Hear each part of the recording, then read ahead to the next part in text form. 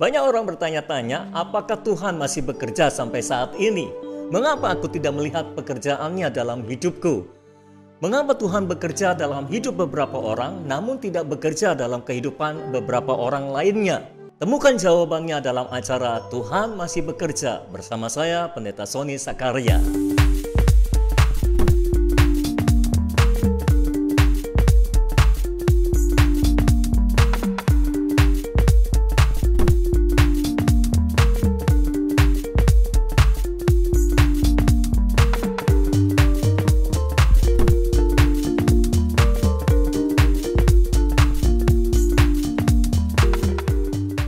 Ada banyak aspek yang menentukan bagaimana Tuhan bisa bekerja dalam hidup kita.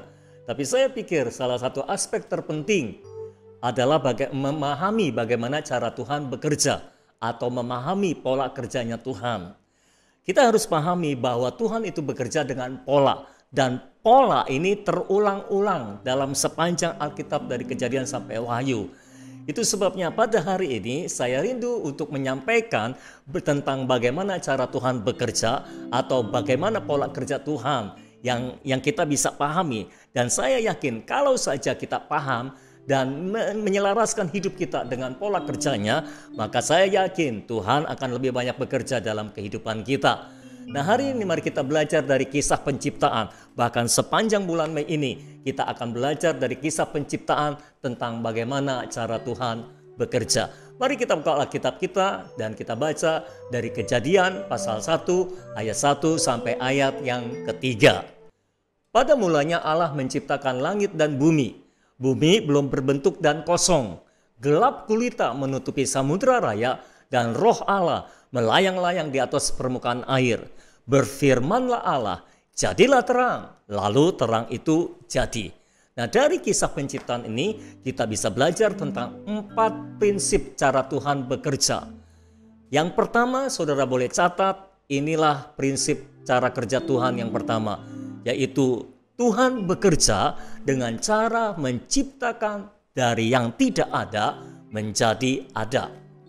Saya ulangi, Tuhan bekerja dengan cara menciptakan dari yang tidak ada menjadi ada. Kalau saudara membaca sepanjang kitab Kejadian khususnya dan sepanjang seluruh Alkitab, maka pola bagaimana Tuhan menciptakan dari yang tidak ada menjadi ada ini terus terulang dalam kehidupan Abraham, dalam kehidupan Yakub, dalam kehidupan semua hamba-hamba Tuhan yang ada. Tapi pada hari ini saya hanya mau memberikan contoh dari satu tokoh Alkitab saja, yaitu Yusuf. Karena Yusuf, dari kehidupan Yusuf kita melihat betul bagaimana Tuhan bekerja menciptakan sesuatu dari yang tidak ada menjadi ada. Penyebab mengapa saya mau mengambil contoh Yusuf adalah karena banyak orang Kristen yang berkata, saya tidak punya potensi, saya tidak punya modal, saya tidak punya kemampuan, saya tidak punya relasi. Nah, Tuhan bekerja dalam kehidupan Yusuf dengan cara menciptakan yang tadinya dia tidak punya potensi, jadi punya potensi. Dalam kehidupan Yusuf, kalau kita membaca kisah Alkitab, Yusuf tidak bisa apa-apa sebetulnya. Dia bukan dari tamatan pendidikan tinggi. Ketika dia dibuang ke Mesir, dia sebetulnya tidak bisa apa-apa, tidak punya potensi untuk manajerial. Tetapi di rumah Potifar, dia diserahkan tugas manajerial. Dan Tuhan, Alkitab mencatat, Tuhan menyertai Yusuf dan membuat Yusuf berhasil dalam segala pekerjaannya. Artinya apa? Tuhan memunculkan, Tuhan menciptakan potensi yang tadinya tidak ada di dalam kehidupan Yusuf menjadi ada. Dan Yusuf berhasil dalam segala pekerjaannya. Karena apa? Karena potensi yang tadinya tidak ada dimunculkan oleh Tuhan. Bahkan ketika Firaun mengangkat dia menjadi kepala dari semua pekerjaan dalam menghadapi bala kelaparan yang akan berlangsung, maka Yusuf diangkat untuk memimpin semuanya itu. Mungkin kalau sekarang dia seperti kabulok gitu ya, kepala bulog, badan urusan logistik. Nah, Yusuf sebetulnya tidak ada latar belakang ini. Yusuf tidak punya potensi untuk mengatur semua ini. Tapi Tuhan menciptakan dari yang tidak ada menjadi ada. Kalau saudara percaya bahwa Tuhan bekerja dengan cara menciptakan dari yang tidak ada menjadi ada, maka saya percaya saudara bisa menyelaraskan diri dan percaya, maka semua potensi yang tadinya tidak ada akan bisa Tuhan ciptakan. Jadi jangan hidup dari apa yang kau punya atau tidak punya, apa yang kau ada atau tidak ada. Hiduplah karena percaya pada pekerjaan Tuhan. Dia bekerja dengan cara menciptakan dari yang tidak ada menjadi ada. Prinsip yang kedua dari pekerjaan Tuhan adalah Tuhan bekerja dengan cara memunculkan kebaikan dari dalam kekacauan dan terang dari dalam kegelapan. Saya ulangi prinsipnya dulu. Tuhan bekerja dengan cara memunculkan kebaikan dari dalam kekacauan dan terang dari dalam kegelapan. Kejadian pasal 1 ayat 2, saya mau membacakan dari terjemahan BIMK, Bahasa Indonesia Masa Kini. Bunyinya demikian: bumi belum berbentuk dan masih kacau balau. Jadi ini kacau. Samudra yang bergelora, yang menutupi segala sesuatu, diliputi oleh gelap gulita, tetapi kuasa Allah bergerak di atas permukaan air. Jadi ini menggambarkan situasi kacau balau yang sangat kacau balau. Tetapi Tuhan menciptakan segala yang baik itu dari dalam kekacauan. Tuhan memunculkan semua yang baik itu dari dalam kekacauan. Jadi saudara-saudara, kalau kita membaca Alkitab juga, di dalam kisah Abraham, Ishak, Yakub, Yusuf, bahkan dalam silsilah Yesus, kita akan menemukan pola-pola ini. Ada banyak kekacauan yang terjadi, tapi dari dalam kekacauan Tuhan munculkan kebaikan. Dari dalam gelap Tuhan memunculkan terang. Ayo kita memberikan satu contoh lagi dari kehidupan Yusuf lagi supaya mempermudah, karena contohnya tadi saya sudah berikan. Kita lanjutkan tentang kehidupan Yusuf. Kalau kita melihat kehidupan Yusuf, maka dalam kehidupan Yusuf kita bisa melihat ada kekacauan, lalu Tuhan munculkan kebaikan. Ada kekacauan, lalu Tuhan munculkan kebaikan. Berawal dari kakak-kakaknya iri kepada Yusuf. Lalu mereka masukkan Yusuf ke dalam sumur kering untuk dibunuh, untuk mati pelan-pelan di dalam sumur kering. Tetapi Allah bekerja, Allah bertindak. Tiba-tiba Tuhan munculkan ide dari salah seorang kakaknya untuk menjual Yusuf kepada kafilah Mesir. Yusuf diangkat dari dalam sumur. Itu kebaikan karena dia tidak jadi mati di dalam sumur kering. Tetapi dia dibuang ke Mesir, dia dijual ke Mesir. Ini kekacauan. Tetapi kalau kita melihat di Mesir, Alkitab mencatat Tuhan menyertai Yusuf dalam segala pekerjaan yang dipercayakan kepadanya. Sehingga dia diangkat oleh Potifar menjadi kepala dari seluruh pekerjaan di rumahnya. Artinya apa? Artinya dari dalam kekacauan itu Tuhan munculkan kebaikan. Bahkan ketika Yusuf difitnah oleh istri Potifar, lalu dia dimasukkan ke dalam penjara, ini juga kekacauan.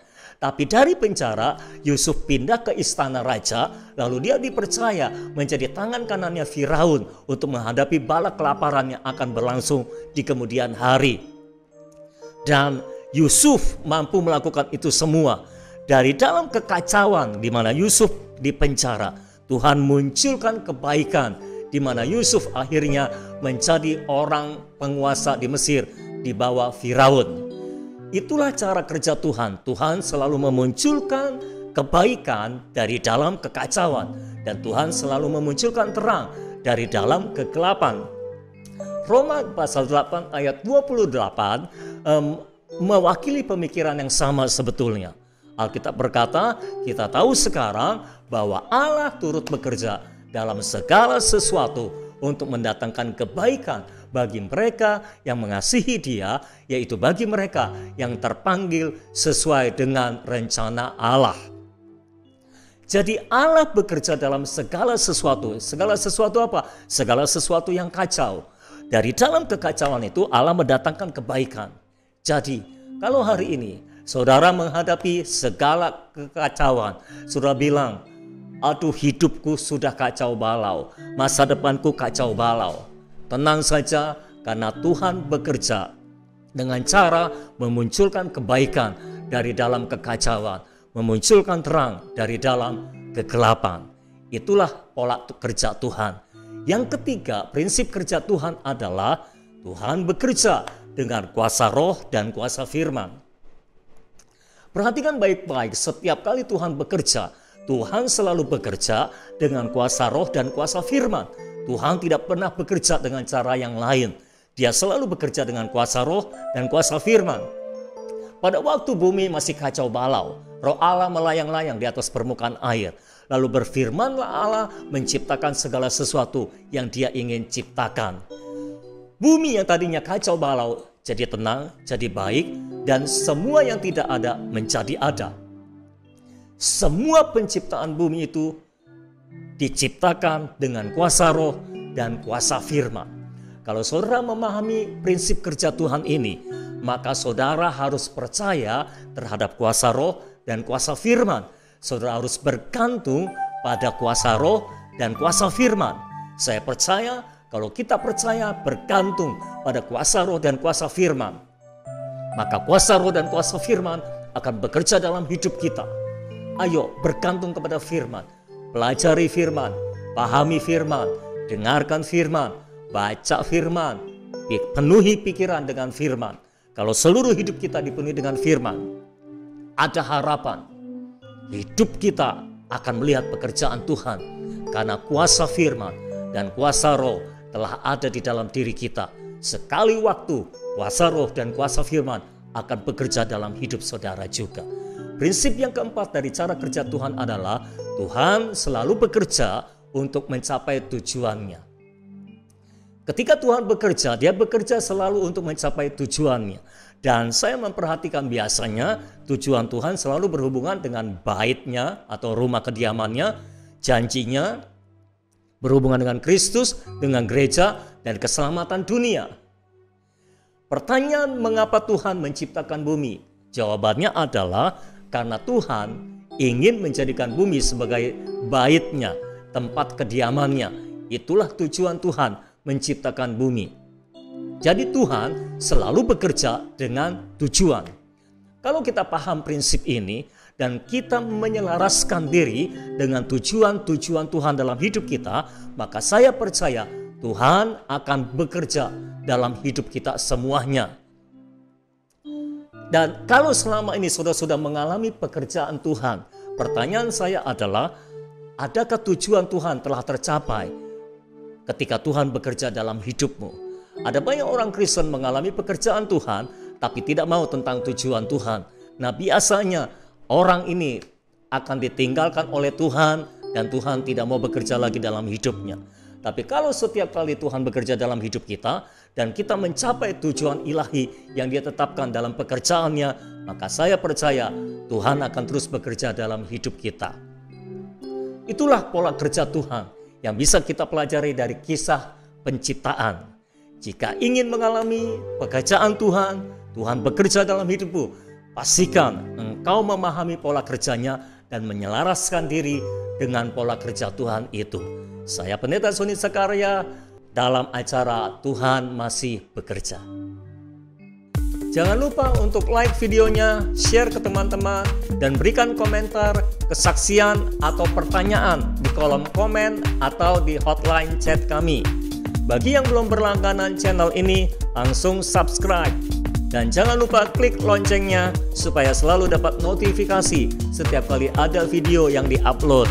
Bagi yang ingin membeli buku Tuhan Masih Bekerja dan berlangganan Royal Daily Bread, di mana saudara akan dikirimkan pesan firman sebelum jam 6 pagi dan video suara iman di sore atau malam hari ke WA saudara, silakan langsung hubungi hotline chat kami dengan mengetik ingin membeli buku Tuhan Masih Bekerja atau ingin berlangganan Royal Daily Bread.